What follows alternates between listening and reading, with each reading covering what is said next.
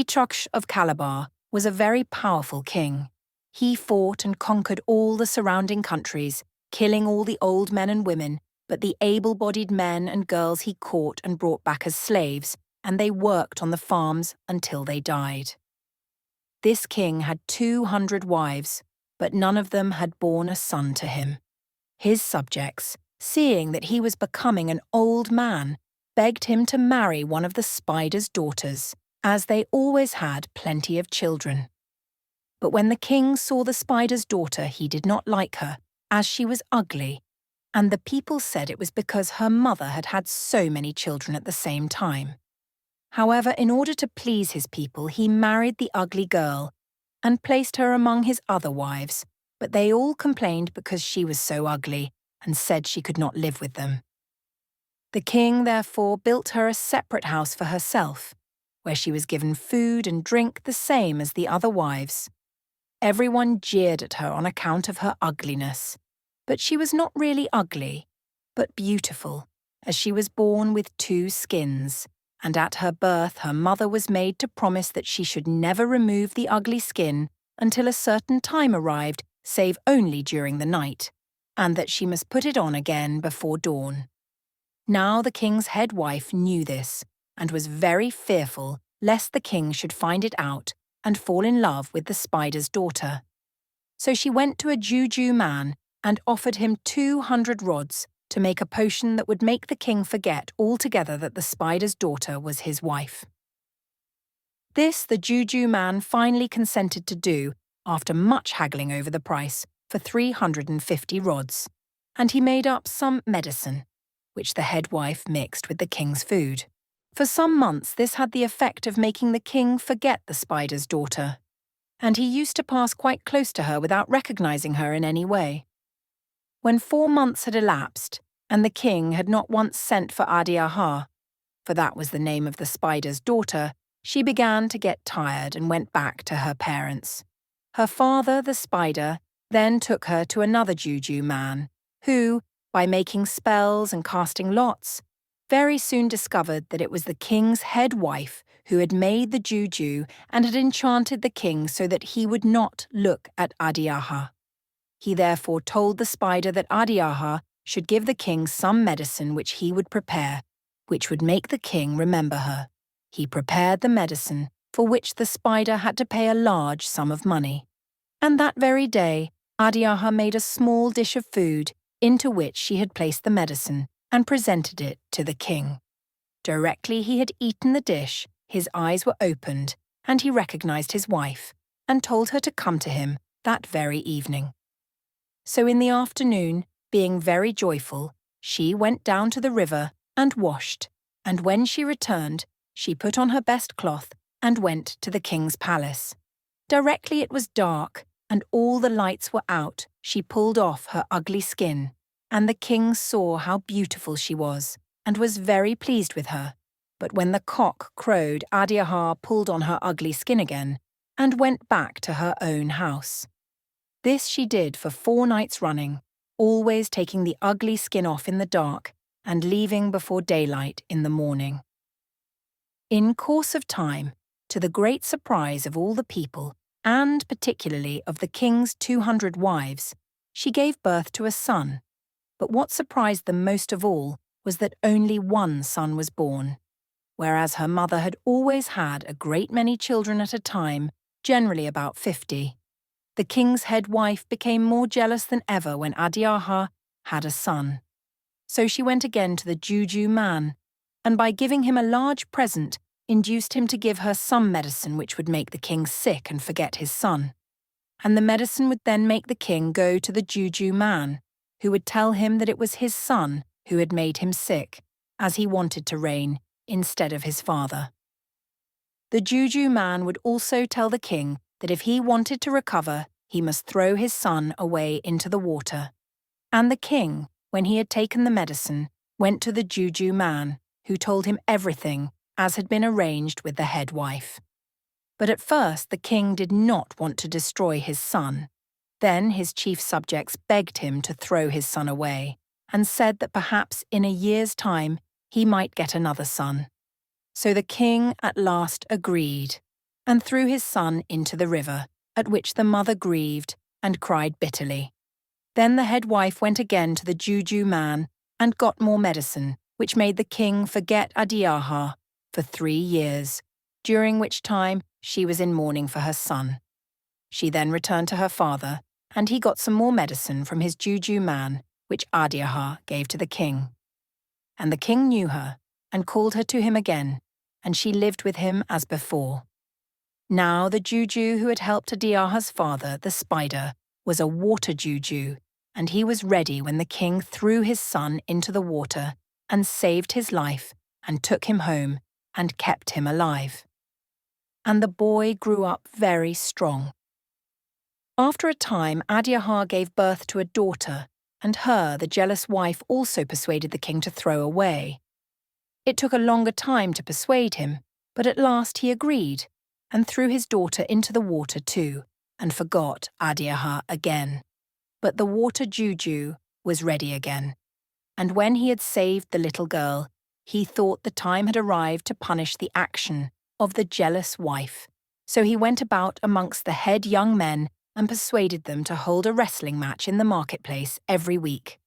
This was done, and the water juju told the king's son, who had become very strong and was very like to his father in appearance, that he should go and wrestle, and that no one would be able to stand up before him. It was then arranged that there should be a grand wrestling match, to which all the strongest men in the country were invited, and the king promised to attend with his head wife.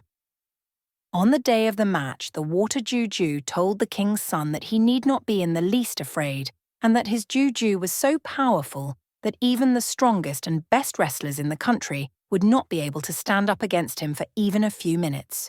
All the people of the country came to see the great contest, to the winner of which the king had promised to present prizes of cloth and money, and all the strongest men came. When they saw the king's son, whom nobody knew, they laughed and said, "Who is this small boy? He can have no chance against us." But when they came to wrestle, they very soon found that they were no match for him. The boy was very strong indeed, beautifully made and good to look upon, and all the people were surprised to see how like he was to the king.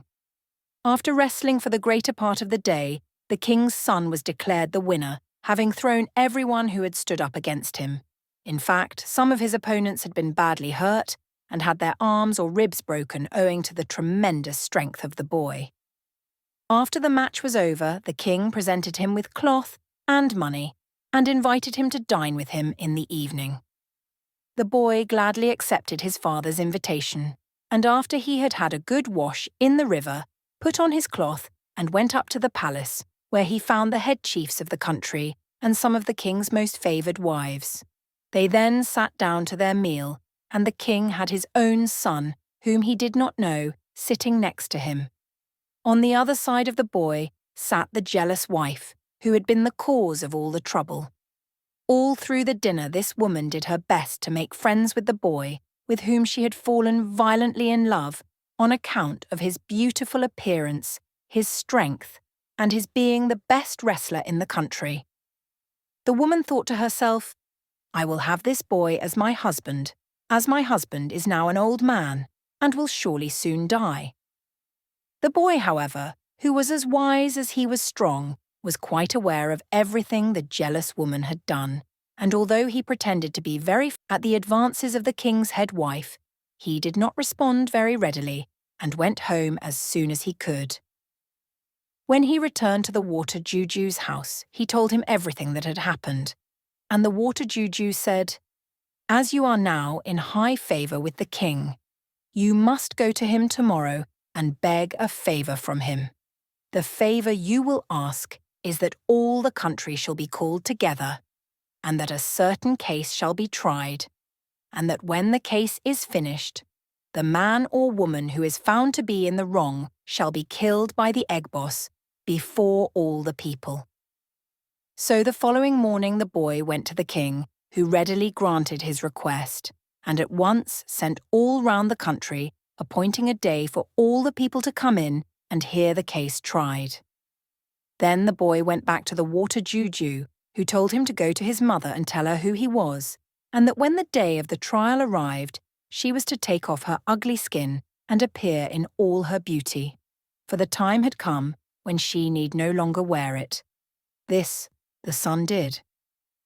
When the day of trial arrived, Adiaha sat in a corner of the square, and nobody recognized the beautiful stranger as the spider's daughter. Her son then sat down next to her and brought his sister with him. Immediately his mother saw her, she said, "This must be my daughter, whom I have long mourned as dead," and embraced her most affectionately. The king and his head wife then arrived and sat on their stones in the middle of the square, all the people saluting them with the usual greetings. The king then addressed the people and said that he had called them together to hear a strong palaver at the request of the young man who had been the victor of the wrestling, and who had promised that if the case went against him, he would offer up his life to the Egbo. The king also said that if, on the other hand, the case was decided in the boy's favour, then the other party would be killed, even though it were himself or one of his wives. Whoever it was would have to take his or her place on the killing stone and have their heads cut off by the Egbos. To this all the people agreed, and said they would like to hear what the young man had to say. The young man then walked round the square and bowed to the king and the people, and asked the question, "Am I not worthy to be the son of any chief in the country?" And all the people answered, "Yes." The boy then brought his sister out into the middle, leading her by the hand. She was a beautiful girl and well made. When everyone had looked at her, he said, "Is not my sister worthy to be any chief's daughter?" And the people replied that she was worthy of being anyone's daughter, even the king's. Then he called his mother Adiaha, and she came out, looking very beautiful with her best cloth and beads on, and all the people cheered, as they had never seen a finer woman. The boy then asked them, "Is this woman worthy of being the king's wife?" And a shout went up from every one present that she would be a proper wife for the king, and looked as if she would be the mother of plenty of fine, healthy sons. Then the boy pointed out the jealous woman who was sitting next to the king, and told the people his story, how that his mother, who had 2 skins, was the spider's daughter, how she had married the king, and how the head wife was jealous and had made a bad juju for the king, which made him forget his wife, how she had persuaded the king to throw himself and his sister into the river, which, as they all knew, had been done, but the water juju had saved both of them and had brought them up. Then the boy said, "I leave the king and all of you people to judge my case. If I have done wrong, let me be killed on the stone by the Egbos. If, on the other hand, the woman has done evil, then let the Egbos deal with her as you may decide." When the king knew that the wrestler was his son, he was very glad, and told the Egbos to take the jealous woman away and punish her in accordance with their laws. The Egbos decided that the woman was a witch, so they took her into the forest and tied her up to a stake and gave her 200 lashes with a whip made from hippopotamus hide, and then burnt her alive so that she should not make any more trouble, and her ashes were thrown into the river. The king then embraced his wife and daughter and told all the people that she, Adiaha, was his proper wife and would be the queen for the future. When the palaver was over, Adiaha was dressed in fine clothes and beads and carried back in state to the palace by the king's servants. That night, the king gave a big feast to all his subjects and told them how glad he was to get back his beautiful wife, whom he had never known properly before, also his son who was stronger than all men, and his fine daughter. The feast continued for 166 days, and the king made a law that if any woman was found out getting medicine against her husband, she should be killed at once. Then the king built 3 new compounds and placed many slaves in them, both men and women. One compound he gave to his wife, another to his son, and the third he gave to his daughter. They all lived together quite happily for some years until the king died, when his son came to the throne and ruled in his stead.